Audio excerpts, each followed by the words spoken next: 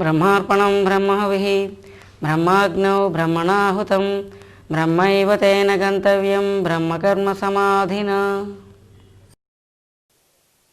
ఒక కర్మకి ఉత్పత్తి, సంస్కారము, వికారము, ఆప్తి అనే 4 లక్షణాలు ఉంటాయి. అంటే ఏమిటి? ఒక ఎగ్జాంపుల్ చెప్తాను. ఒక కర్రని కాల్చాం. ఈ కర్రని కాల్చడం అనేది కర్మ. కర్మ జరిగిన తర్వాత ఈ కర్మకి ఒక ఉత్పత్తి ఉన్నది. ఏమిటి ఉత్పత్తి? ఉష్ణం వచ్చింది, కాంతి వచ్చింది, బొగ్గు వచ్చింది, లేకపోతే బూడిద వచ్చింది, పొగ వచ్చింది. ఇవన్నీ ఉత్పత్తి అయ్యాయి. ఆ కర్మ వలన ఒక ఉత్పత్తి ఉంటుంది. ప్రతి కర్మకి ఒక ఉత్పత్తి ఉంటుంది. మనం అబ్జర్వ్ చేస్తే సైంటిఫిక్గా కర్మకి ఉత్పత్తి అనేది ఒక లక్షణం. కర్మకి ఉత్పత్తి, సంస్కారము. సంస్కారం అంటే ఒక కాన్సెప్ట్. ఏదో ప్రళయం వచ్చింది, పెద్ద గాలి వచ్చింది, చెట్టు పడిపోయింది అంటే ఏంటి? ఇది ఒక కాన్సెప్ట్, ఇది ఒక థియరీ, సిద్ధాంతం. దాన్ని ఇప్పుడు మనం సంస్కారం అన్నాం. ఒక కాన్సెప్ట్. ఏమిటి కాన్సెప్ట్? కర్ర కాలితే బూడిద వస్తుంది, అగ్ని వస్తుంది, లేకపోతే వేడి వస్తుంది, వెలుతురు వస్తుంది అనేది ఒక కాన్సెప్ట్. అది ఒక జ్ఞానం, ఒక సంస్కారం. దీనివల్ల మనం తెలుసుకున్నాం. నెక్స్ట్, కర్మకి ఒక వికారం ఉంది. వికారం అంటే చేంజ్, మార్పు. కర్ర ఇదివరకు ఒకలాగా ఉండేది, కాలిపోయిన తర్వాత దాని రూపం ఇంకొక రకంగా తయారైంది. అంటే కర్మ వలన ఒక వికారం ఉన్నది. ఒక ఆప్తి పొందబడుతుంది. ఏమిటి పొందబడుతుంది? ఈ కాల్చడం అనే కర్మ వలన మనం బూడిదని పొందాం, ఉష్ణాన్ని పొందాం, వెలుగుని పొందాం, ఇవన్నిటిని పొందాం. అవి ఇంతకుముందు ఉన్నాయా? ఇంతకుముందు కర్ర ఉన్నది, ఇప్పుడు బూడిద, వెలుగు, ఉష్ణం, బొగ్గు వీటన్నిటిని పొందాం. అంటే ఒక కర్మ జరిగితే ఆ కర్మకి ఉత్పత్తి, సంస్కారము, వికారము, ఆప్తి అనే 4 ధర్మములు ఉంటాయి. ఇది శాస్త్రం. అంటే ఏంటి? తప్పనిసరిగా ఇది ప్రతి కర్మలోని జరిగి తీరుతుంది. మరి నువ్వు కర్మ చేసినప్పుడు దానికి ఉత్పత్తి ఉంటుంది. అలా కర్మ వలన ఉత్పత్తి అయ్యేదా మోక్షము? కాదు కదా. ఆ ఉత్పత్తి ప్రకారంగా, ఆ లక్షణం ప్రకారంగా కర్మకి ఉత్పత్తి అయ్యే మెటీరియల్ మోక్షం మాత్రం కాదు. ఇంకేమైనా భౌతిక వస్తువులు ఉత్పత్తి అవ్వచ్చు, భౌతిక భావములు ఉత్పత్తి అవ్వచ్చు. సత్యనారాయణ వ్రతం చేసాం, దానివల్ల మనలో ఒక సంస్కారం కలిగింది. నేను భగవంతుణ్ణి ప్రార్థించాను, నాకు మేలే జరుగుతుంది అనే ఒక కాన్సెప్ట్ మనలో ప్రింట్ అయింది. అది మనలో కలిగినటువంటి ఒక సంస్కారం. ఉత్పత్తి, పుణ్యం ఉత్పత్తి అయింది, భగవద్ అనుగ్రహం ఉత్పత్తి అయింది. ఇలాగా ఆప్తి, పుణ్యాన్ని పొందేము, అనుగ్రహాన్ని పొందేము. చేంజ్ చేయకముందు నీలో ఒకటి ఉండేది, ఒక భయం ఉండేది, ఒక ఒక పద్ధతి ఉండేది. చేసిన తర్వాత ఇప్పుడు నీలో మరొక చేంజ్ వచ్చింది. కర్మకి ఉత్పత్తి, ఆప్తి, వికారము ఇవన్నీ లక్షణాలు. ఆ టైప్లో కర్మ వల్ల ఉత్పత్తి అవ్వాలంటే ఏదైనా భౌతికమైనటువంటి భావాలు, భౌతికమైనటువంటి వస్తువులు ఉత్పత్తి అవ్వాలి. కానీ ఏ పుణ్యమో, ఏ చిత్తశుద్ధో ఇలాంటివి ఉత్పత్తి అవ్వాలి. కానీ మోక్షం మాత్రం కర్మ వల్ల ఉత్పత్తి అయ్యేది కాదు. కాబట్టి జ్ఞానానికి ఇంపార్టెన్స్ ఇచ్చాం కాబట్టి, అజ్ఞానం నశిస్తుంది కాబట్టి మోక్షం వచ్చేస్తుందా అని అడిగినా, జ్ఞానానికి ఇంపార్టెన్స్ ఇచ్చినా పక్కన కర్మ కూడా ఇంపార్టెన్స్ ఇచ్చావు కదా. ఇది కర్మ అనవసరం. అప్పుడు నువ్వు ఒక దీనికే ఇంపార్టెన్స్ ఇస్తే ఉన్న అజ్ఞానం నశిస్తే మోక్షం వచ్చేస్తుంది. కానీ అనవసరంగా ఈ కర్మ చేసావు, ఈ కర్మ వల్ల కొంత ఉత్పత్తి ఉంటుంది, ఆ ఉత్పత్తి ప్రకారం మోక్షం వచ్చేది కాదు. అసలు మోక్ష వస్తువు అనే దాని దగ్గర మనం తెలుసుకోవలసినటువంటి పరమరహస్యం ఒకటి ఉంది. అది మనం పొందే వస్తువు కాదు. నేను సూర్యకాంతాన్ని పొందాలి అని కర్మ చేస్తే నేను పొందుతానా? సూర్యకాంతాన్ని పొందడం ఏమిటి? నువ్వే సూర్యకాంతం. సూర్యకాంతాన్ని పొందడానికి నేను కర్మ చెయ్యక్కర్లేదు. నేను సూర్యకాంతాన్ని అని తెలుసుకుంటే చాలు. ఉన్నదాన్ని తెలుసుకోవడం జరుగుతున్నది. కానీ సూర్యకాంతాన్ని పొందడానికి కొత్తగా నాకంటే సూర్యకాంతం వేరుగా లేదు. ఈ ఎగ్జాంపుల్తో మీకు క్లియర్ అయి ఉంటుంది. నన్ను నేనే పొందాలని తపించడమే అజ్ఞానం. సాధన, సాధకుడు పొందిన తర్వాత జరిగిన ప్రక్రియ ఏమిటి? అక్కడ ఏదో నీకంటే వేరుగా ఉన్నదాన్ని నువ్వు వేరుగా ఉండి దాన్ని పొందడం జరగటం లేదు మోక్షం అంటే. నువ్వు ఏదో నీ స్వరూపాన్ని నువ్వు తెలుసుకున్నావు, అది మోక్షం అంటే. ఉన్నదాన్ని తెలుసుకోవడమే మోక్షం, కానీ మన దగ్గర లేనిది మనకంటే భిన్నమైన దాన్ని పొందడం మాత్రం జరగటం లేదు. ఇక్కడ ఉపనిషత్తు భగవద్గీత 2 మాటలు చెప్పింది. తత్సృష్ట్వా తదేవానుప్రావిశత్ అని తైత్తరేయ ఉపనిషత్తు. క్షేత్రజ్ఞం చాపిమాం విద్ధి సర్వక్షేత్రేషు భారత అని భగవద్గీత. ఈ 2 ఏం చెప్తున్నాయి? నీకంటే పొందవలసిన వస్తువు వేరుగా ఉన్నట్లుగా ఈ బ్రహ్మ పదార్థం అనేది అలా వేరుగా లేదు. నీకంటే భిన్నమైనది కాదు బ్రహ్మము. ఉన్నదంతా ఒకే మెటీరియలు, అదే నువ్వు. ఆ సంగతి నీకు తెలియక నీ పార్ట్ని నువ్వు వేరు చేసుకుని మిగిలింది వేరుగా ఉందనుకుని దాన్ని పొందడానికి నువ్వు సాధన చేస్తున్నావు. ఇది అజ్ఞానం. ఇదంతా ఒకటే మెటీరియలు, అదే నేను అని తెలుసుకోవడమే ముక్తి. కాబట్టి పొందబడవలసినటువంటి వస్తువు పొందేవాడి కంటే వేరుగా ఉంటుంది, బ్రహ్మం అలా వేరుగా లేదు అని శాస్త్రం చెప్తున్నారు. అయితే ఇక్కడ కర్మ చేసి కర్మ వలన నేను మోక్షాన్ని పొందుతాను అంటే అది నీకంటే వేరుగా ఉన్నట్టుగా భావన కదా. అసలు ఆ కాన్సెప్టే తప్పు. కర్మ వలన అది పొందబడే వస్తువు కాదు, నీకంటే వేరుగా లేదు. ఏకమేవ అద్వితీయం, ఉన్నదంతా ఒకే ఒక వస్తువు, అద్వితీయం, రెండవ వస్తువే లేదు అసలు పొందడానికి. ఏకం దైవానుద్రష్టవ్యం అని బృహదారణ్యక ఉపనిషత్తు. ఏకమేవాద్వితీయం అని ఛాందోగ్య ఉపనిషత్తు.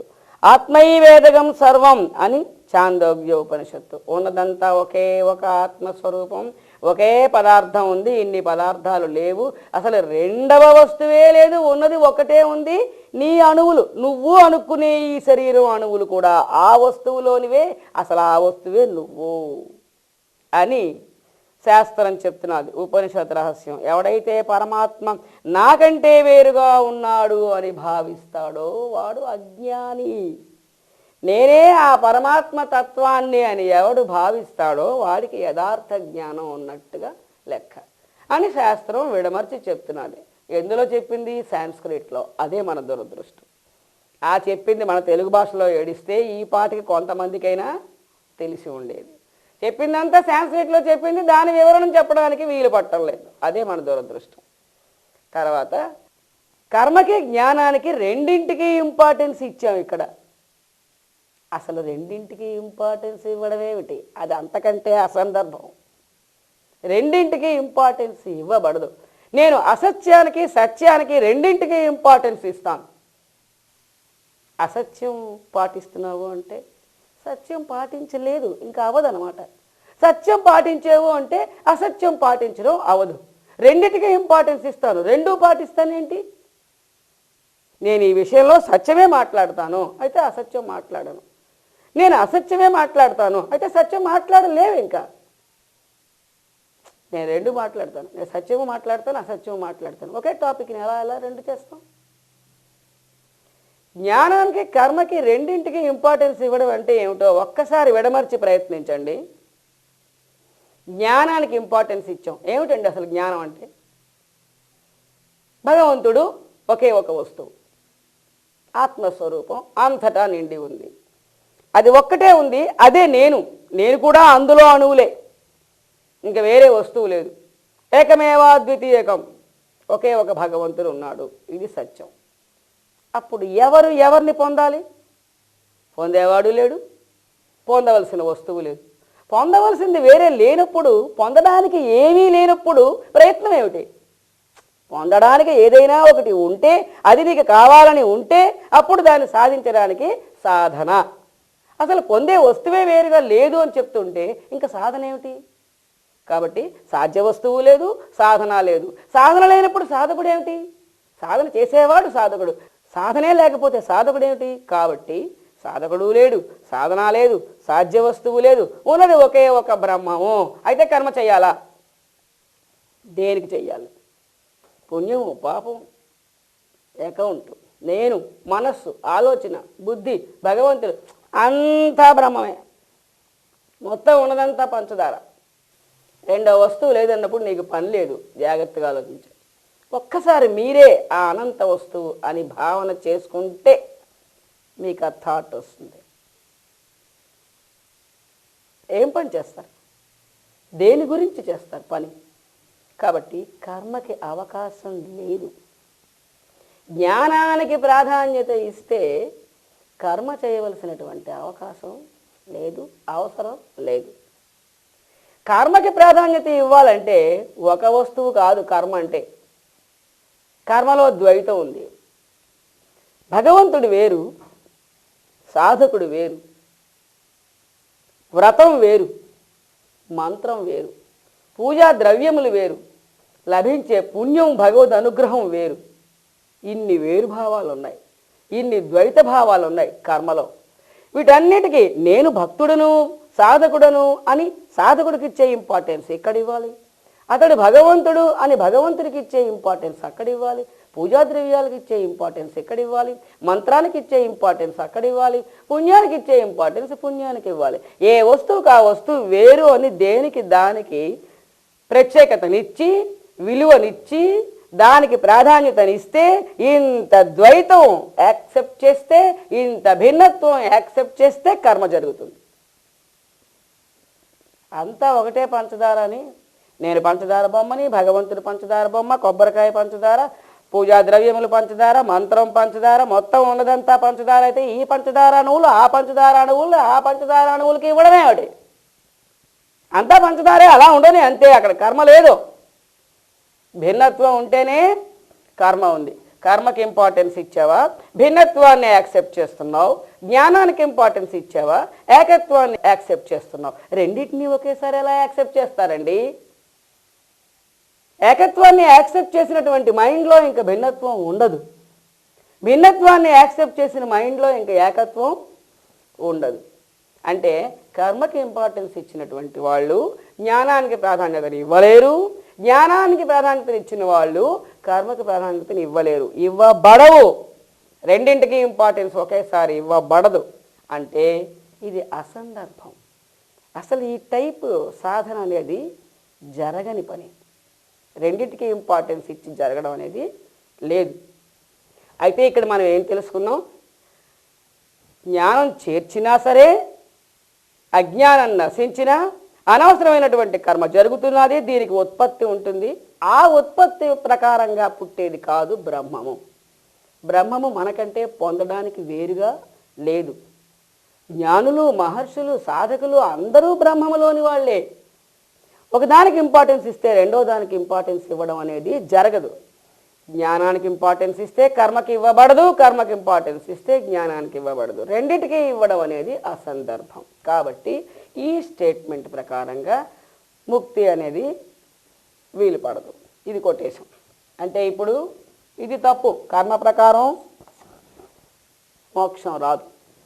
కర్మకి జ్ఞానం యాడ్ చేసినా మోక్షం రాదు. కర్మకి జ్ఞానానికి రెండింటికి ఇంపార్టెన్స్ ఇచ్చినా మోక్షం రాదు. ఇప్పుడు ఏం చేయాలి? కర్మ తీసేసి జ్ఞానానికి మాత్రమే ఇంపార్టెన్స్ ఇద్దాం. తీసేయడం అంటే ఇక్కడ కర్మ మానేయడం కాదు అర్థం. కర్మ చేస్తాం. పరమాత్మ బ్రహ్మమే, పూజా ద్రవ్యాలు బ్రహ్మమే, నేను బ్రహ్మమే అని మెకానికల్గా చేస్తాం. భావం అంతా బ్రహ్మం అని ఉంటుంది. యాక్షన్లో ద్వైతం ఉంటుంది. అంటే జ్ఞానం బాగా వంటబట్టిన తర్వాత మీరు చేసే కర్మ లాంటిది. జ్ఞానం బాగా మైండ్కి పట్టిన తర్వాత ఇంటి దగ్గర ఏదైనా ఒక పారాయణ కానీ పూజ కానీ ఏదైనా చేస్తున్నప్పుడు మీ మనసు ఆటోమేటిక్గా అంతా బ్రహ్మమే, నేను బ్రహ్మమే, అది బ్రహ్మమే, అంతా బ్రహ్మమే అనే భావనలో ఇంకా ఆ వేరు భావాలు చూపించడంలో మైండ్ యాక్సెప్ట్ చేయక దాని యందు వేరు భావాల పట్ల ఒక అశ్రద్ధ వచ్చేస్తుంది. అంతా బ్రహ్మమే, అంతా భగవంతుడే అని ఒక ఏకత్వ భావాన్ని మనసులోకి చేర్చుకుని ఆ కర్మ చేసేస్తూ ఉంటాం. అక్కడ కర్మకి ఇంపార్టెన్స్ ఇవ్వలేదు. కర్మ జరగచ్చుగాక కానీ ఇంపార్టెన్స్ ఇవ్వలేదు. జ్ఞానానికి మాత్రమే ఇంపార్టెన్స్ ఇచ్చాం. అంటే నేను బ్రహ్మము, జగత్ బ్రహ్మము, ఉన్నదంతా బ్రహ్మము అని ఈ ఏకత్వ భావం దృఢంగా పట్టుకుని అభ్యాసం చేస్తున్నాం. జ్ఞానానికి ఇంపార్టెన్స్ ఇచ్చాం. ఏమిటి రిజల్ట్? జ్ఞానాభ్యాసం చేస్తూ ఉంటే అంతా పరబ్రహ్మతత్వమే అని, నేను బ్రహ్మము అని ఒక రాటికి ఏమిటవుతుంది? అనుభవం కలుగుతుంది. అనుభవం కలగగానే ఏమిటవుతుంది? సంచితం దగ్ధం అవుతుంది. సంచితం దగ్ధం అయిన తర్వాత ఏమవుతుంది? ఆగామి అంటడం మానేస్తుంది. ప్రారబ్ధం అనుభవంతో తీరిపోతుంది. ఇది జ్ఞాన అనుభూతి తదనంతరం లభించే రిజల్ట్ కదా. జ్ఞాన అనుభూతి తదనంతరం సంచితం దగ్ధం అవుతుంది, ఆగామి అంటకుండా ఉంటుంది, ప్రారబ్ధం అనుభవంతో తీరిపోతుంది. అంటే 3 రకాలైన కర్మఫలాలు దేని వలన నశిస్తాయని మనం చెప్పుకున్నాం నిన్న. జ్ఞాన అనుభూతి వలన 3 రకాల కర్మఫలాలు నశిస్తాయి అని చెప్పుకున్నాం. కాబట్టి జ్ఞానం వలన కర్మఫలాలు వదిలేసాయి. జ్ఞానం వలన వాసనలు వదిలేస్తాయి. జాగ్రత్తగా వినండి. వాసనలు అంటే ఏమిటి? అది కావాలి, ఇది కావాలి, ఇది కావాలంటే కోరికలు. ఆ కోరికలు ఎలా వదిలిస్తాయి? అంతా నేనే, ఇంకా రెండవ వస్తువే లేదు, ఉన్నదంతా మహాపంచదార, ఆ మహాపంచదారని నేనే అన్నప్పుడు ఇంక దేని కోరుకుంటావు? డైలాగ్ అనుకుంటే కాదు, ఆ అనుభవం, ఆ భావనలో మనం స్థిరపడిపోయాం అనుకోండి. ఆ ఇల్లు నాదే, ఈ ఇల్లు నాదే అన్నప్పుడు ఆ ఇల్లు కొనాలి అని ఎందుకు అనుకుంటారండి? ఆ ఇల్లు వేరే అని అనుకున్నప్పుడు దాన్ని కొనాలి అనే సెన్స్ కలగచ్చు, దాన్ని పొందాలి అనే సెన్స్ కలగచ్చు.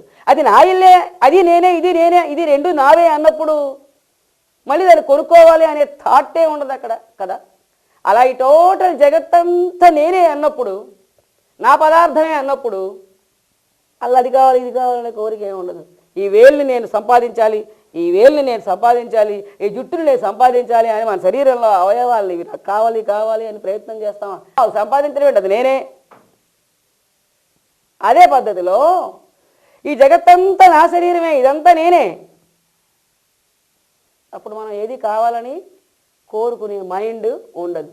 ఆ రకంగా బ్రహ్మానుభూతి లేక సర్వవ్యాపకమైన బ్రహ్మము నేను అనే భావం దృఢపడితే వాసనలు క్షీణిస్తాయి. ఇంకో కోణంలో ఆలోచించండి. నేనే ఆ బ్రహ్మాన్ని అన్నప్పుడు అన్ని శరీరాల్లో ఉండి అనుభవించిన దాన్ని నేనే. ఇందులో ఉండి ఉపన్యాసం చెప్తున్నాను, అందులో ఉండి వింటున్నాను. బ్రహ్మము నేనైనప్పుడు ఆ బ్రహ్మము నేను అనే భావన స్థిరపడిపోతే క్రికెట్ ఆడాలనుంది, ఎందుకో ఆ బాడీలో ఉండి ఆడుతున్నాను కదా. జిలేబీ తినాలనుంది, ఎందుకో ఈ బాడీలో ఉండి తింటున్నాను కదా. అన్ని శరీరాల్లో ఉండి అన్ని రుచులు అనుభవించేవాడిని నేనే అనే అనుభవం కలిగినప్పుడు ఇప్పుడు మనకు లేదు కాబట్టి ఈ వాక్యం తేడాగా ఉంటుంది. అనుభవం కలిగినప్పుడు ఒకసారి ఊహించుకోండి, ఆ అనుభవం కలిగినప్పుడు ఇంకా వాసన డెడ్ అయిపోతుంది. ఆ విధంగా బ్రహ్మజ్ఞాన అనుభవం కలిగితే వాసనలు నశిస్తాయి. కర్మఫలాలు వదిలేస్తున్నాయి జ్ఞానంతో, వాసనలు వదిలేస్తున్నాయి జ్ఞానంతో. ఇంకా ఏమిటి? కర్మఫలాలు వాసనలు రెండు వదిలేస్తే నెక్స్ట్ జన్మ ఎత్తడానికి కారణం ఉందా? లేదు.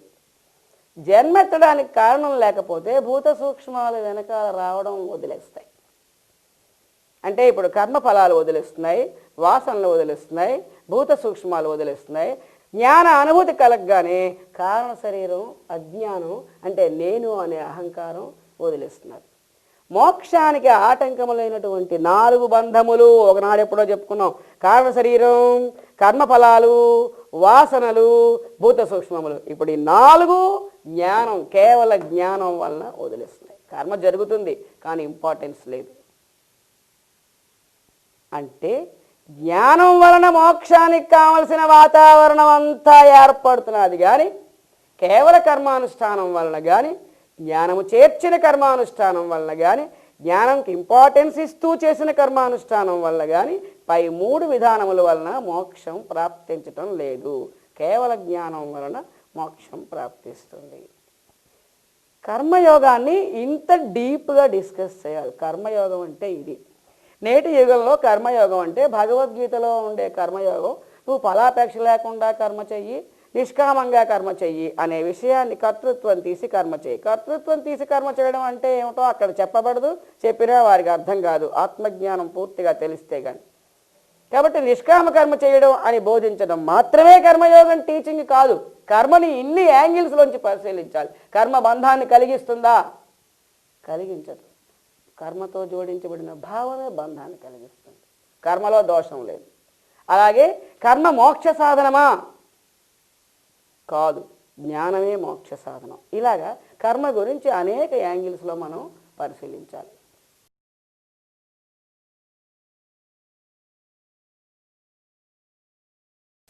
కర్మ బంధకారకమా అనే విషయాన్ని పరిశీలించాం.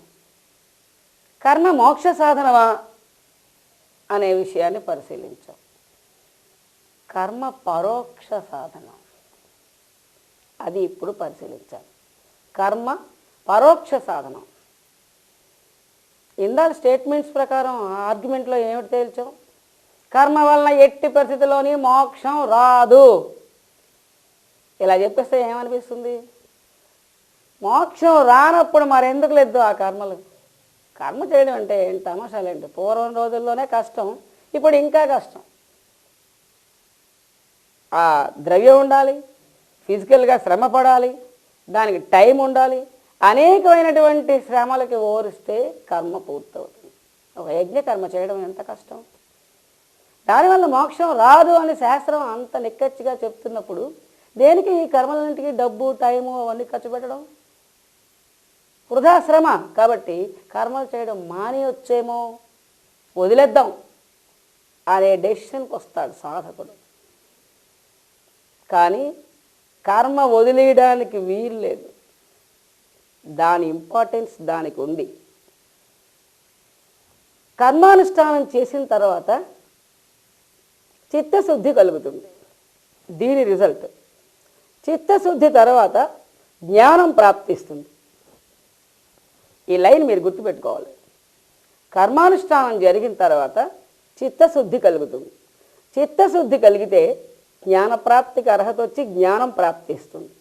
జ్ఞానం వలన మోక్షం వస్తుంది. అంటే జ్ఞానము మోక్షానికి దగ్గర కారణం, సన్నిహిత కారణం. కర్మ ఇండైరెక్ట్గా కారణం, పరోక్ష కారణం. 1వ క్లాసు నుంచి డిగ్రీ వరకు చదివాం. రిటర్న్ టెస్ట్, ఓరల్ టెస్ట్ దేనికి? ఉద్యోగానికి. అవి చేసాం. తర్వాత ఉద్యోగం వచ్చింది. ఉద్యోగానికి కారణమైనది ఏది? Return test, oral interview. అలా అని అవే కదా ఉద్యోగాన్ని ఇస్తున్నాయి. ఇంక ఈ డిగ్రీ వరకు చదువెందుకు? Only written test, only oral interview అయిపోతే ఉద్యోగం వచ్చేస్తుంది కదా. వాటి వల్లనే కదా ఉద్యోగం వస్తున్నది. అదే కదా సన్నిహిత కారణం. కాబట్టి ప్రతి ఒక్కరూ కూడా రిటర్న్ టెస్ట్ రాసేయడం, ఓరల్ ఇంటర్వ్యూ అటెండ్ అయిపోవడం, ఉద్యోగం వచ్చేస్తుంది. ఇంక 1వ క్లాస్ నుంచి డిగ్రీ వరకు టైం వేస్ట్, శ్రమ దండగా, ఇదంతా డబ్బు ఖర్చు, ఇదంతా వృధా ప్రయాస. మానేద్దామా? అది ఎలా మానేస్తాం? ఇది రిటర్న్ టెస్ట్కి కావలసిన అర్హతనిచ్చేది ఇదే. డిగ్రీ వరకు మనం చదివితే కదా రిటర్న్ టెస్ట్ రాసే అర్హత వచ్చింది. ఇది లేనిదే అది లేదు. కాబట్టి 1 to డిగ్రీ వరకు చదువు ముందు ఉండాలి. దీనివలన రిటర్న్ టెస్ట్ రాసే శక్తి వచ్చింది. రిటర్న్ టెస్ట్ వలన ఉద్యోగం వచ్చింది. ఉద్యోగానికి సన్నిహిత కారణం రిటర్న్ టెస్ట్, ఇంటర్వ్యూ. పరోక్ష కారణం జనరల్ ఎడ్యుకేషన్ కదా. అలాగే ఈ 1 to డిగ్రీ వరకు ఇదంతా కూడా కర్మానుష్ఠానం అనుకోండి. ఈ ఎడ్యుకేషన్ పీరియడ్ అంతా కర్మానుష్ఠానం అనుకుందాం. దానివల్ల ఏమిటి వస్తున్నది? జ్ఞానం వస్తున్నది. ఆ జ్ఞానం వలన మోక్షం వస్తున్నది. అంటే జ్ఞానం వలనే మోక్షం వచ్చినా ఆ జ్ఞానం దగ్గరికి తీసుకువచ్చింది ఎవరు? కర్మ. కాబట్టి కర్మ కూడా మోక్షానికి అవసరం. కర్మ లేనిదే జ్ఞానం రాదు, జ్ఞానం రాందే ముక్తి లేదు. జ్ఞానమే ముక్తినిచ్చినా కర్మ లేనిదే జ్ఞానం రాదు. కాబట్టి కర్మ కూడా అంత అవసరమే. కాబట్టి కర్మ తాలూకా ప్రాధాన్యత ఉంది. కర్మ వదిలేయడానికి వీల్లేదు. కర్మ వలన జ్ఞానము, జ్ఞానం వలన మోక్షము. జ్ఞానము ప్రత్యక్ష సాధనం, కర్మ పరోక్ష సాధనం. జ్ఞానము ప్రత్యక్ష కారణం, నియరెస్ట్ కారణం, సన్నిహిత కారణం. కర్మ పరోక్ష కారణం.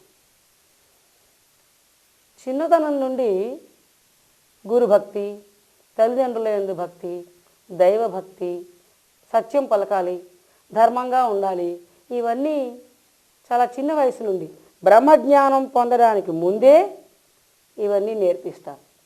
గృహస్థాశ్రమం స్వీకరించి మిగతా 3 ఆశ్రమాలని పోషించమని, ధర్మబద్ధంగా ధర్మార్థ కామ మోక్ష ఫలితం కోసం శాస్త్ర విధానంలో జీవించమని, నిత్య నైమిత్తిక కర్మలన్నీ అనుష్ఠానం చేయమని, శ్రాద్ధ కర్మలు పితృకర్మలు అన్నిటినీ నిర్వహించమని, దైవహితార్థ పరహితార్థ కర్మలు భూతదయ ఇవన్నిటినీ నిర్వహించమని, గృహస్థాశ్రమ ధర్మాన్ని నిర్వర్తించమని ఈ కర్మానుష్ఠానం అంతా ఎప్పుడు చెప్పారు?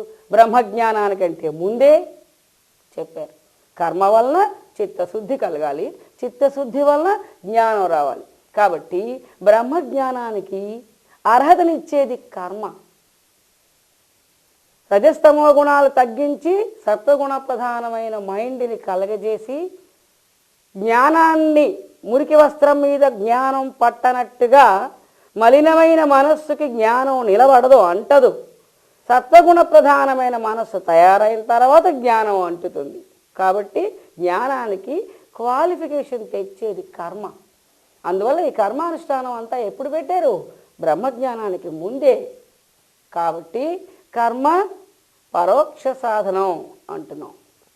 ఇంకా జ్ఞానం నేర్చుకున్న తర్వాత అనుభవం రావాలి. అసలు జ్ఞానం కలగడానికి, ఆ జ్ఞాన అనుభూతి కలగడానికి ఏదో ఒకటి అడ్డుతూ ఉంటుంది కదా.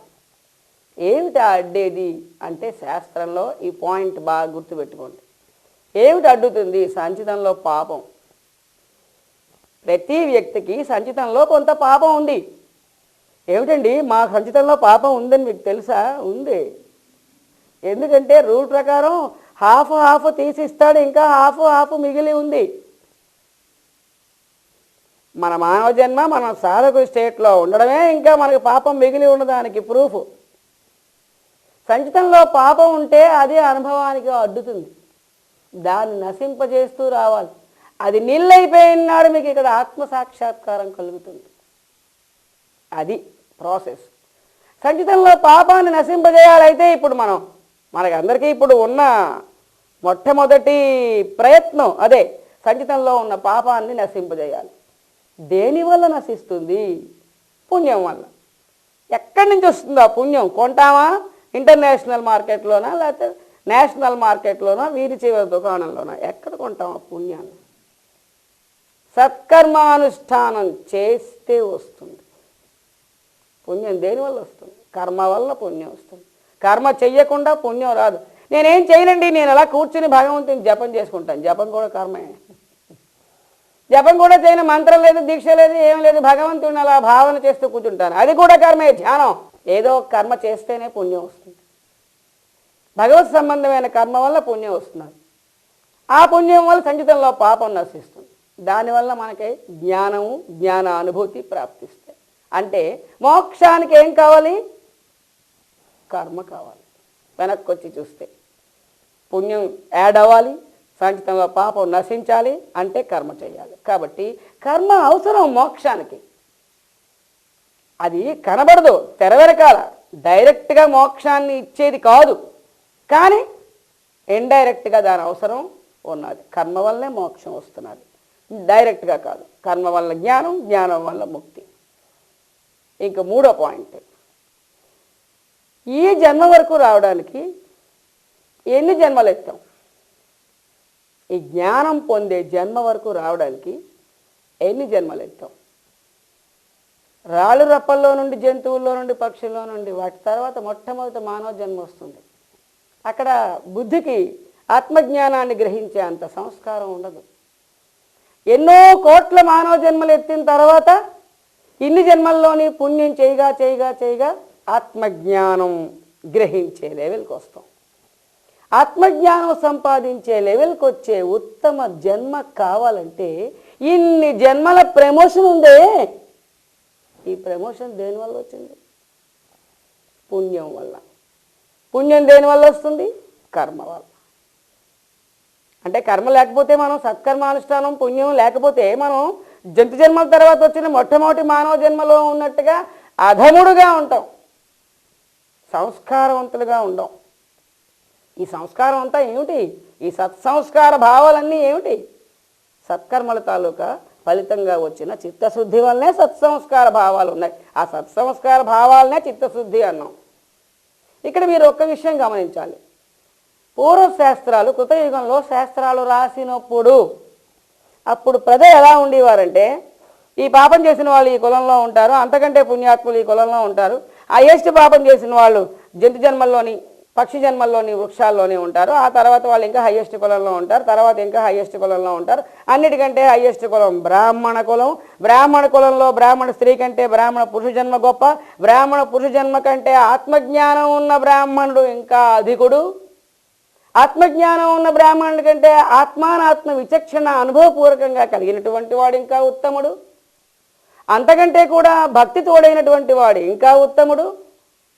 భక్తి, ఆత్మానాత్మ విచక్షణ, ఆత్మజ్ఞాన అనుభూతి కూడా కలిగిపోయినటువంటి జన్మ ఇంకా ఉత్తమమైనది. ఆ అనుభూతిలో నుండి జారిపోకుండా నిలబెట్టుకుని జీవన్ముక్తుడైన జన్మ అన్నిటికంటే శ్రేష్టమైన జన్మ అని ఈ జన్మలకి ఒక క్యూ చెప్పారు. ప్రపంచంలో ప్రజలు ఆ పద్ధతిలో ఉండేవారు అప్పుడు. కాబట్టి శాస్త్రం దాన్ని బట్టి అలా రాశారు. ఇక్కడ కన్ఫ్యూజ్ అవ్వాల్సింది ఏమీ లేదు, ఇబ్బంది ఏమి అంతకంటే లేదు. అంటే ఒక పద్ధతిలో ఒక వరుసలో కూర్చోబెట్టాం అనుకోండి పిల్లలందరినీ, ఒక గంట పైకి వాళ్ళు కలిసిపోయారు. ఇప్పుడు వాళ్ళని వేరు చేయడం కష్టం. ఇప్పుడు ఏం చేయాలి? కలిసిపోయి ఉండగా ఎలాగా డీల్ చేయాలో ఆ పద్ధతి అనుసరిస్తాం. అలాగే కృతయుగంలో అలాగా సిస్టమేటిక్గా ఉండేవి జీవులన్నీ. ఇప్పుడు అన్ని జీవులు కలిసిపోయి ఇప్పుడు వాటిని ఈ ప్రకారమే డీల్ చేయాలి. అందుకు ఆ రోజు మాట్లాడిన శాస్త్రం ఈ రోజుకి ఎబ్బెట్టుగా అనిపిస్తుంది. కారణం అది.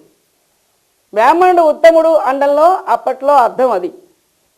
కానీ కృతం తర్వాత త్రేతాయుగం, ద్వాపర యుగం, ఈ 2 యుగాలు గడిచేసరికి ఈ ఉత్తమ జన్మల్లో ఉన్నవాళ్ళు పాపాలు చేసి కింద జన్మల్లోకి వచ్చేసారు. పాప ఫలితం వల్ల మళ్ళీ కింద జన్మలు ప్రాప్తించాయి. లోపల ఉన్న జీవుడేమో జ్ఞానం సంపాదించిన వాడు, ఉత్తమ సంస్కారం గలవాడు, పైన తొక్క పనిష్మెంట్ ప్రకారం వచ్చినటువంటి బ్రాహ్మణేతర కులం. అంటే ఏమయ్యాయి జీవులన్నీ? ఇప్పుడు కలిసిపోయి ఈ ఉత్తమ డొక్కుల్లో ఉన్న జీవులన్నీ ఈ కింది డొక్కుల్లోకి వచ్చేసాయి. కింది డొక్కుల్లో ఉన్న జీవులన్నీ ప్రమోషన్తో మీద డొక్కుల్లో వెళ్ళిపోయి డొక్కుకి జీవుడికి సంబంధం లేకుండా అయిపోయింది. శ్రేష్టత్వం అనేది నిర్ణయించడం ఇప్పుడు కష్టం. కానీ ఇప్పుడు చెప్పే మాట పూర్వశాస్త్రాలు అనుసరించి రాసినటువంటి మాట. అది మీరు దృష్టిలో పెట్టుకుని వినాలి, అంతకంటే ఏం లేదు. అంటే జంతు జన్మల నుంచి మొట్టమొదటి వచ్చిన మానవ జన్మ తర్వాత ఆత్మజ్ఞాన అనుభవం వరకు ఉన్నటువంటి జన్మలన్నీ ప్రమోషన్ దేని వలన వస్తున్నది? 100 కోట్ల జన్మల పుణ్య పరిపాక వశమున గాని మోక్షం లభించదు అని ఒక చోట అంటాడు శాస్త్రంలో. 100 కోట్ల జన్మలెత్తి అన్ని జన్మల్లో చేసిన పుణ్య ఫలితం వల్ల ఆత్మజ్ఞానం వరకు వస్తాం బాబు. అంటే ఇప్పుడు మీరందరూ ఆత్మజ్ఞానం వినడానికి వాడు టిక్కు పెట్టి ఇక్కడ కూర్చోబెట్టాడంటే మీ వెనకాల ఎంత సాధన ఉన్నది. దాన్ని మర్చిపోయి ఈ వచ్చిన అవకాశాన్ని వృధా చేసుకోవద్దు. కాబట్టి 100 కోట్ల జన్మల పుణ్య పరిపాక వశమున మోక్షం లభిస్తుందంటే ఇన్ని జన్మలు దాటి జీవుడు ఉత్తమ జన్మకి వచ్చాడు అంటే ప్రజెంట్ యుగంలో ఏం మాట్లాడుకోవాలంటే జ్ఞానాన్ని రిసీవ్ చేసుకోగలిగే జన్మే ఉత్తమ జన్మ. కులంతో ప్రసక్తి లేదు. వచ్చాడు అంటే దీనంతటికీ అప్లిఫ్ట్మెంట్కి కారణం ఏమిటి? పుణ్యం. ఎక్కడి నుంచి వచ్చింది ఆ పుణ్యం? కర్మానుష్ఠానం వల్ల వచ్చింది. జ్ఞానం వచ్చిన తర్వాత కదా మోక్షం. అంతవరకు ఈ జన్మలన్నీ అధిగమించాలంటే సత్కర్మానుష్ఠానమే గతి. కాబట్టి కర్మ లేనిదే మోక్షం రాదు. కర్మ వల్ల చిత్తశుద్ధి 4వ పాయింట్. కర్మ వల్ల చిత్తశుద్ధి, చిత్తశుద్ధి వల్ల జ్ఞానం అన్నాం. చిత్తశుద్ధి అంటే రాగద్వేషాలు, నాది అనే పట్టుదల, నేను నాది అనే అహంకారం, మమకారం, రజస్తమో గుణాల ప్రభావం. శాస్త్ర ప్రకారం చెప్పాలంటే నేను నాది అన్నదంతా తమో గుణం, వాటి మీద ప్రేమాభిమానాలు, అవి లోభత్వం, ఇది నాది అన్నదంతా కూడా రజోగుణం. రజస్తమో గుణాల ప్రభావమే అహంకార మమకారాలు. ఇది తగ్గాలి. తగ్గి క్షమ, త్యాగం, ఈ బుద్ధి, సత్వగుణం అలవడాలి. ఇది దేని వలన వస్తుంది? కర్మానుష్ఠానంలో ఫలాపేక్ష తీసి నిష్కామంగా కర్మ చేయడం వల్ల చిత్తశుద్ధి వస్తుంది. కర్మానుష్ఠానం వల్ల చిత్తశుద్ధి అంటామే, మళ్ళీ ఆ చాప్టర్లోకి వెళ్ళి చూస్తే ఫలాపేక్ష తీసేసి నిష్కామంగా కర్మ చేస్తే చిత్తశుద్ధి వస్తుంది. నిష్కామ కర్మ చేయకపోతే చిత్తశుద్ధి ఎట్టి పరిస్థితుల్లోని రాదు. అయితే ఆ చిత్తశుద్ధి వస్తే కానీ జ్ఞానం లేదు. కాబట్టి నిష్కామ కర్మ అనేది ప్రతి సాధకుడికి అత్యవసరమైనటువంటి ప్రాథమిక సాధన. సో కర్మ పరోక్షంగా అవసరం.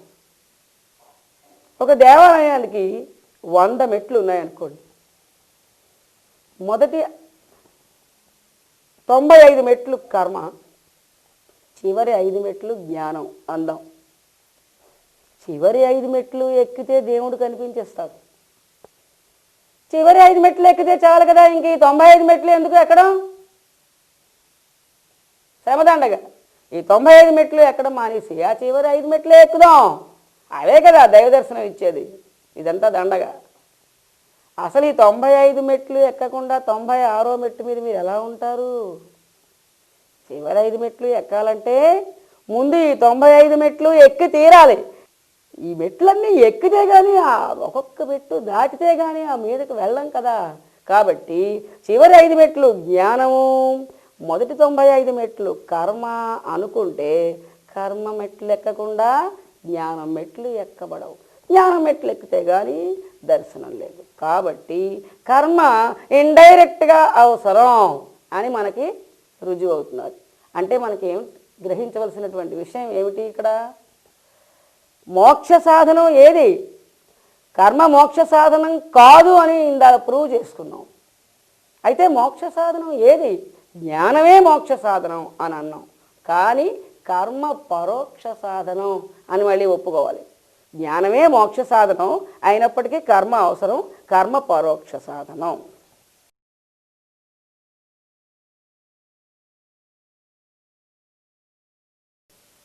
ఇంతవరకు కర్మ గురించి మనం చర్చించిన అంశాల మీద మీకు ఏమనిపిస్తుందంటే, అమ్మగారు ఒకసారి చెప్పారు కర్మకి చాలా ప్రయోజనాలు ఉన్నాయని. సంచితంలో పాపం నశిస్తుంది, చిత్తశుద్ధి కలుగుతుంది, జ్ఞానప్రాప్తికి అర్హత కలుగుతుంది, పుణ్యం ప్రాప్తిస్తుంది, భగవద్ అనుగ్రహం కలుగుతుంది, పుణ్యం ప్రాప్తిస్తుంది, స్వర్గం ప్రాప్తిస్తుంది, భక్తి పెరుగుతుంది, భగవద్ అనుగ్రహం కలుగుతుంది. ఇలాగ అనేకమైన ప్రయోజనాలు చెప్తూ ఉంటే ఆహా కర్మ వలన ఎన్ని ప్రయోజనాలు ఉన్నాయి. కాబట్టి మనం అందరం సత్కర్మానుష్ఠానం చాలా శ్రద్ధగా ఇక మీద స్పీడ్గా ఆచరించాలి అని మీ మైండ్ ఒక నిర్ణయానికి వస్తూ ఉంటుంది. ఇంతట్లో అంటాను, కర్మ వలన పుణ్యము పాపము అకౌంట్లో పడుతుంది, దాని వలన బంధం ప్రాప్తిస్తుంది. ఎంత ఉత్కృష్టమైన సత్కర్మ చేసినా, ఎంత జాగ్రత్తగా చేసినా అందులో దోషాలు దొర్లుతూనే ఉంటాయి. దానివల్ల పుణ్యమో పాపమో అకౌంట్లో పడుతున్నది, దానివల్ల జన్మ ప్రాప్తి కలుగుతున్నది. కాబట్టి బంధం ప్రాప్తిస్తున్నది. కర్మ వల్ల బంధం తప్పదు అని అన్నారు. అమ్మో, అయితే ఎంత జాగ్రత్తగా చేసినా ఎంత సత్కర్మ అయినా మళ్ళీ బంధమే అంటే మరెందుకులే అని కర్మ మానేద్దాము అని డెసిషన్లోకి వస్తున్నది మైండ్. ఇంతట్లో కర్మ మానిస్తే అకర్మణ్యత్వం దోషము, మిమ్మల్ని మీరు ఉద్ధరించుకోలేరు, అటు సమాజాన్ని ఉద్ధరించలేరు, అసలు అధోగతి పాలైపోతాడు జీవుడు.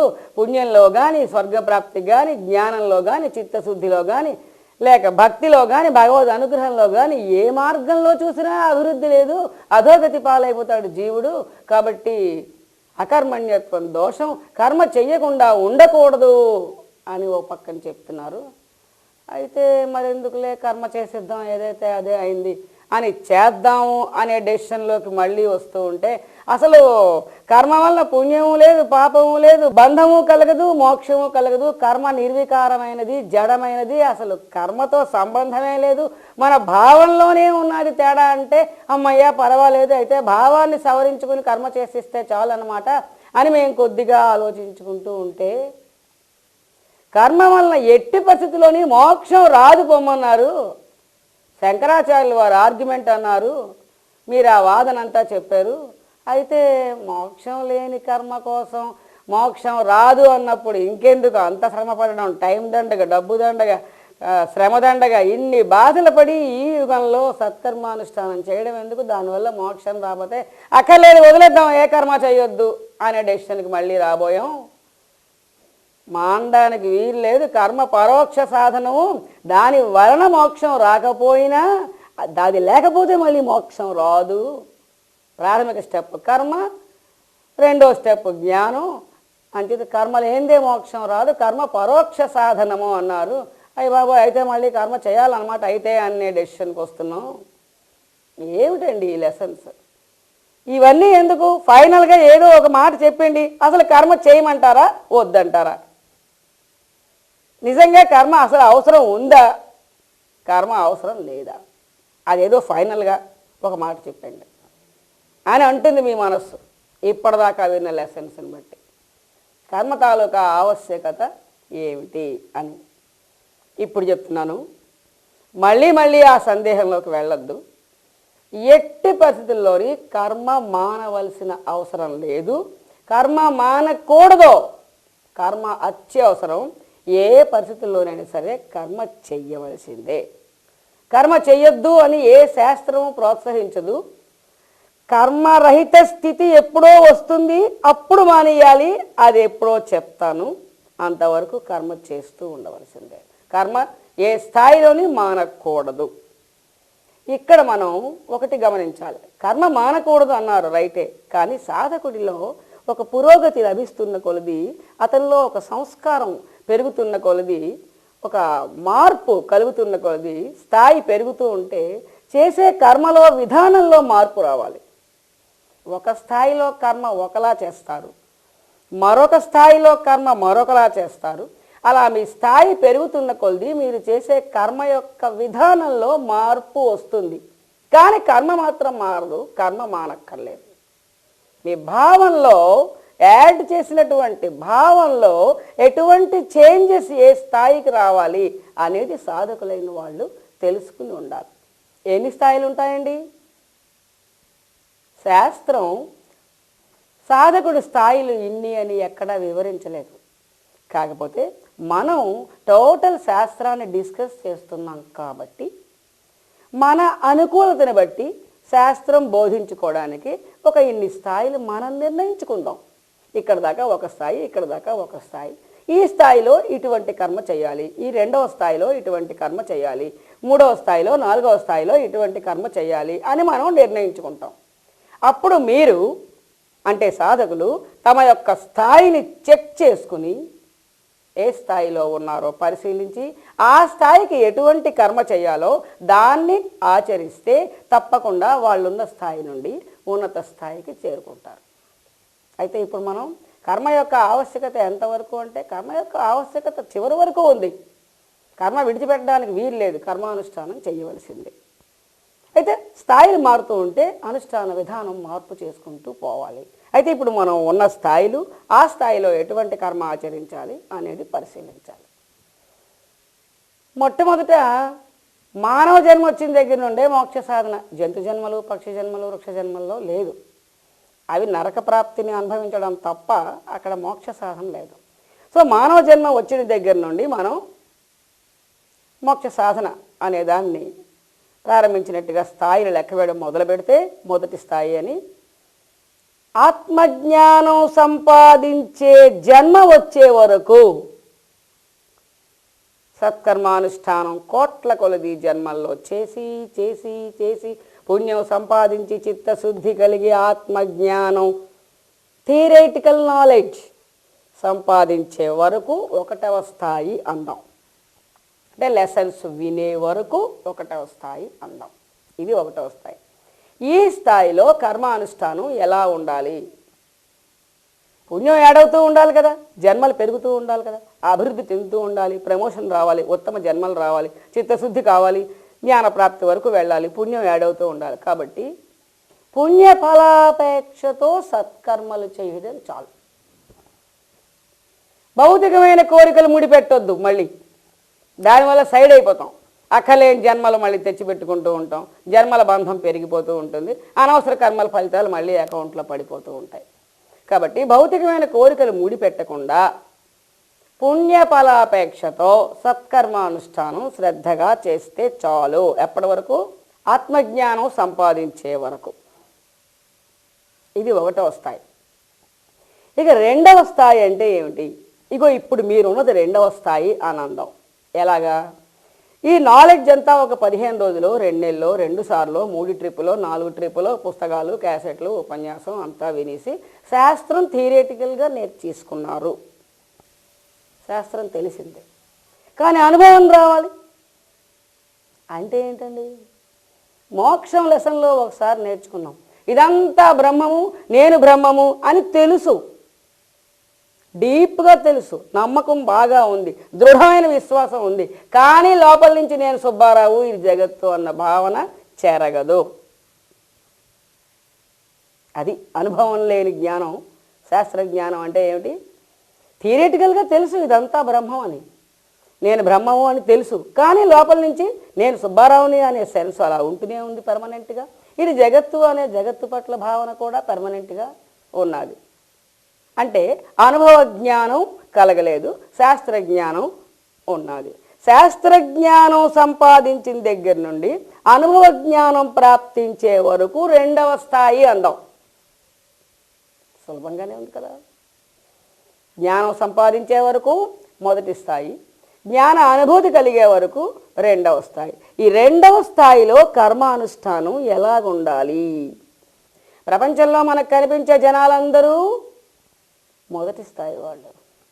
ఆత్మజ్ఞానంతో సంబంధం లేకుండా సత్కర్మానుష్ఠానం చేసుకుని పోయేవాళ్ళు మనకు ఎక్కువ మంది కనిపిస్తూ ఉంటారు.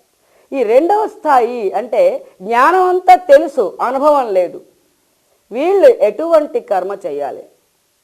వీళ్ళకి ఏమిటి కావాలి? మనకు ఉన్నటువంటి డెఫిషియన్సీ ఏమిటో తెలుసుకుంటే అది కవర్ చేయడానికి మెడిసిన్ వేయాలి. డెఫిషియన్సీ ఏమిటి? చిత్తశుద్ధి ఇంకా పెరగాలి. భగవంతుడి అనుగ్రహం కావాలంటే భక్తి పెరగాలి.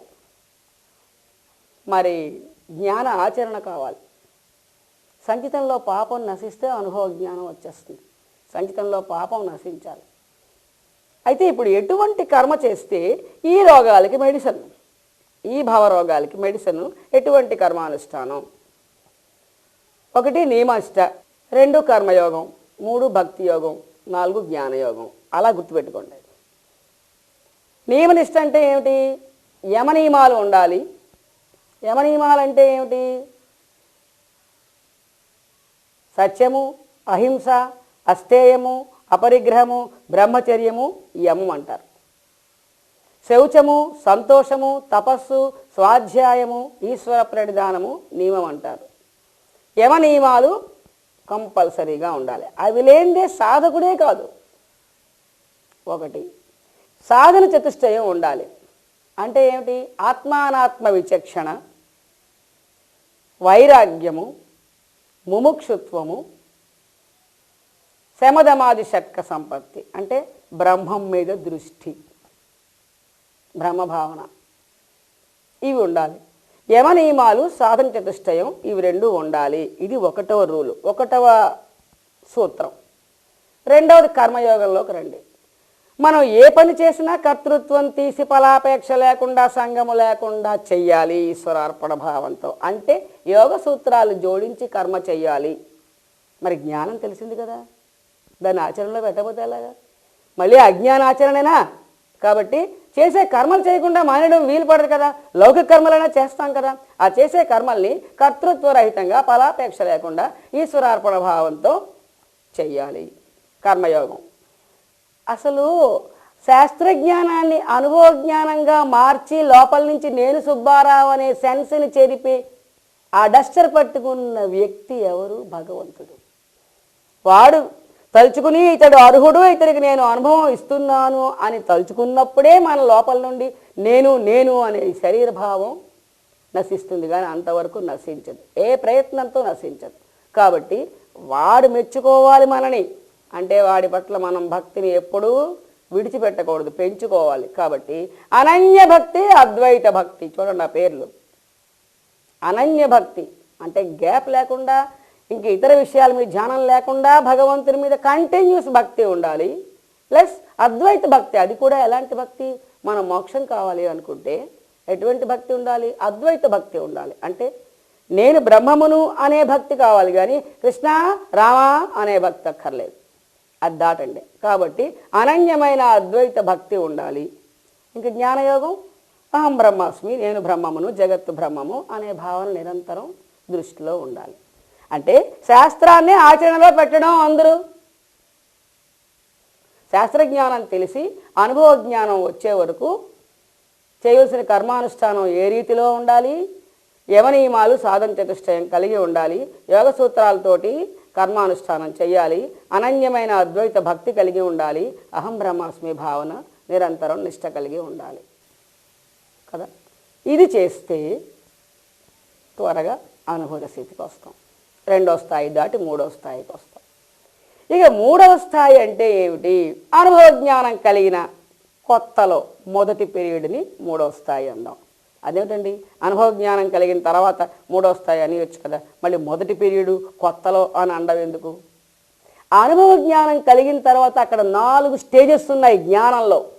జాంకాయ పండడం ఇవాళ మొదలెట్టింది, ఎల్లుండికి పండుతుంది.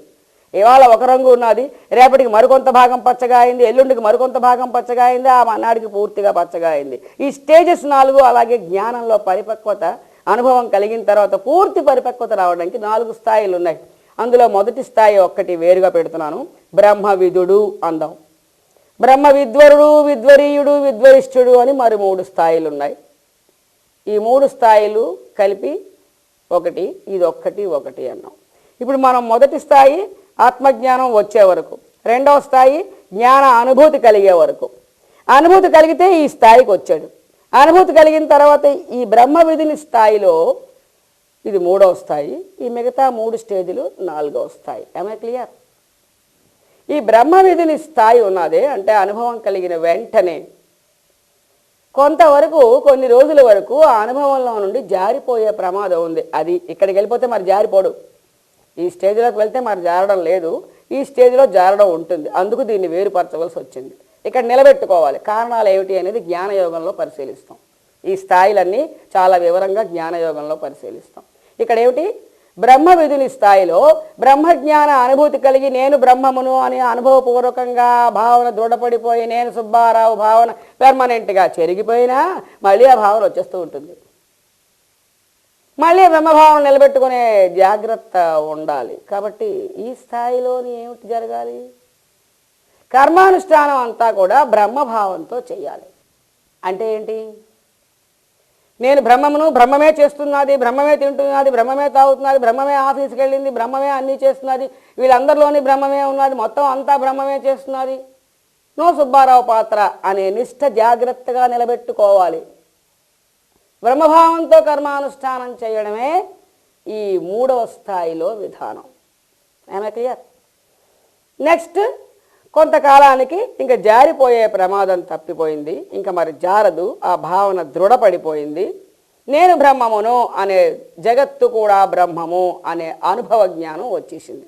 అయితే బ్రహ్మ విద్వరుడయ్యాడు. విద్వరుడు మరికొంతకాలానికి విద్వరీయుడు, మరికొంతకాలానికి విద్వరిష్ఠుడు.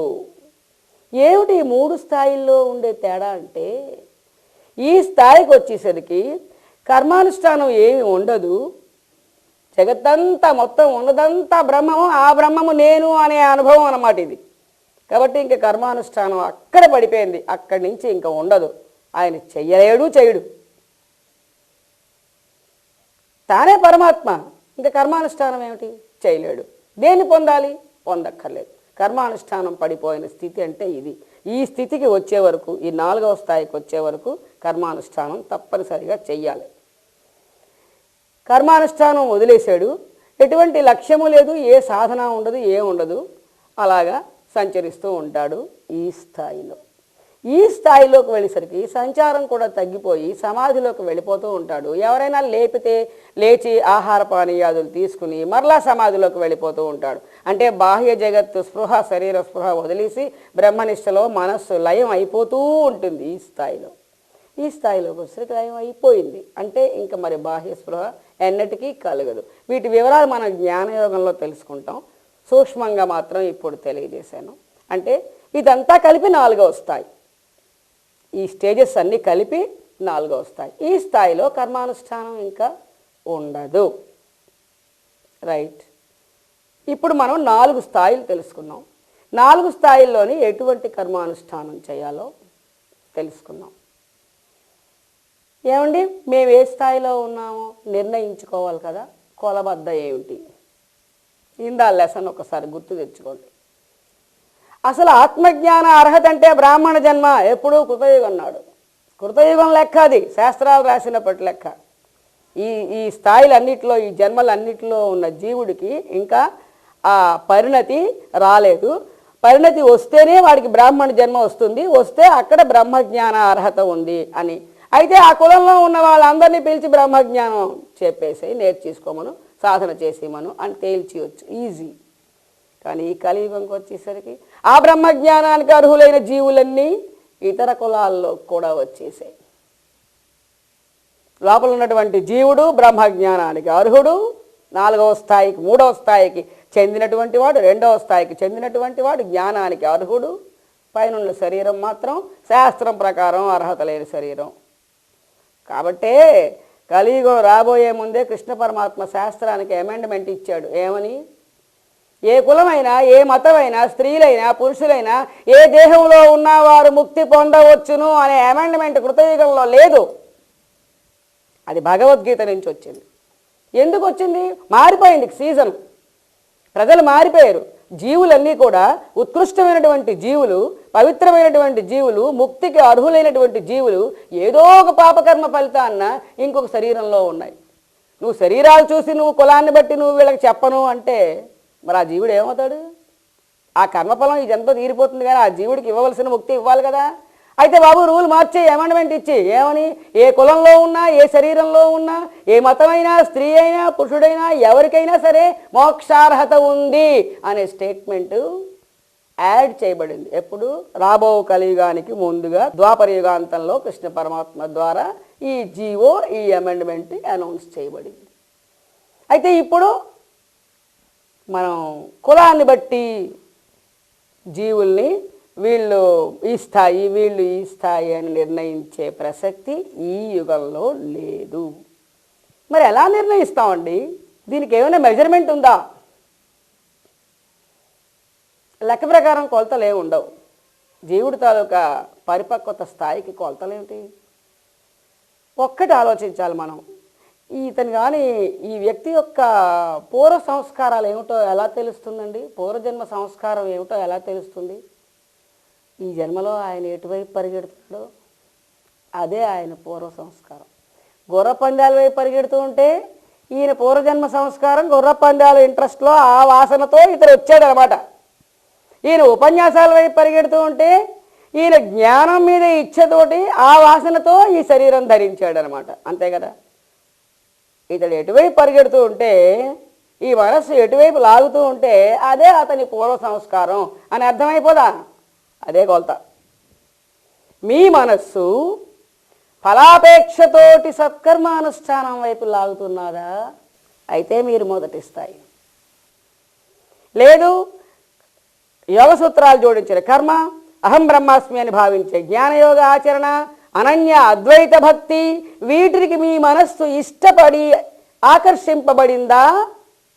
మీది 2వ స్థాయి. యమ నియమాలు, సాధన చతుష్టయం, 2వ స్థాయి సాధన మీద మీకు ఇంట్రెస్ట్ కలుగుతూ ఉంటే మీది 2వ స్థాయి. ఇవన్నీ ఏమి లేవు, అంతా బ్రహ్మమే అని బ్రహ్మభావంతో జీవించడమే అని 3వ స్థాయి సాధన మీకు ఇంట్రెస్ట్ కలుగుతూ ఉంటే మీది 3వ స్థాయి కదా. అంటే మీ మనస్సు ఏ స్థాయిని ఎక్కువగా ఆకర్షిస్తూ ఉంటే అదే కొలబద్ద, అదే ప్రమాణంగా నేను నిర్ణయించాను. బ్రహ్మార్పణం బ్రహ్మహవిః బ్రహ్మాగ్నౌ బ్రహ్మణాహుతం బ్రహ్మైవ తేన గంతవ్యం బ్రహ్మకర్మ సమాధినా.